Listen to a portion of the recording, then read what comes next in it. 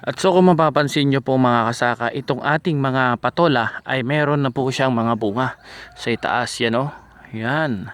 So ang gagawin natin dito mga kasaka is magpupruning po tayo hanggang dito sa kanyang tali, dito sa gitna. So ang unang gagawin natin dito mga kasaka ay tatanggalin po natin yung mga dahon. Yan. Tanggalin natin yung mga dahon dahil yung mga dahon na to ay hindi na po kailangan. Dahil itong dahon na to, kumukonsume pa siya ng nutrients na binibigay natin sa ating mga tanim na mga patola. So yung abono, instead na pumunta dito sa mga dahon, ay mag-focus na lang siya sa kanyang paglaki at magbigay na lamang po siya ng magandang bunga. At so dito naman, kung mapapansin nyo yung side shoots na yan, tatanggalin natin. Yan, tanggalin natin yan. At syempre, ito mga dahon niya. Yan, ganyan lang mga kasaka yung ating pagpupruning. Ano? Yan, tanggalin lang natin yung mga side shoots at dahon dito sa kanyang baba. Yan o. Wala po tayong ititira kahit na maliliit na mga side shoots. Tanggalin po natin dahil wala natin pong pakinabang yan. Ano? Yan, ganito lang kasimple mga kasaka ang pagpupruning po natin.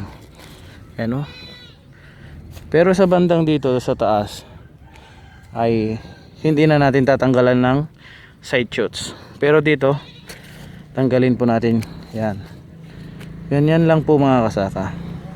Para po malinis. Yan. Yan, ganyan lang oh. So sa ganitong technique natin mga kasaka ay mapapahaba natin yung buhay ng ating patola. At syempre, makakapag-produce po ito ng maraming bunga. Yan o.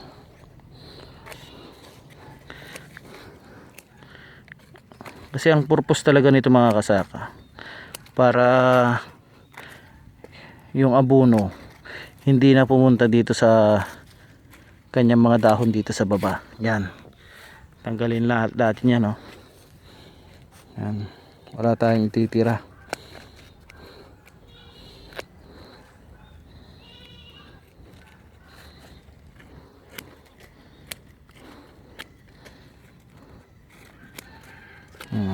Yan.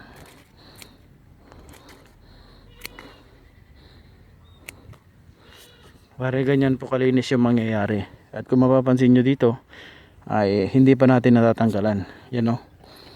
Ganyan lang.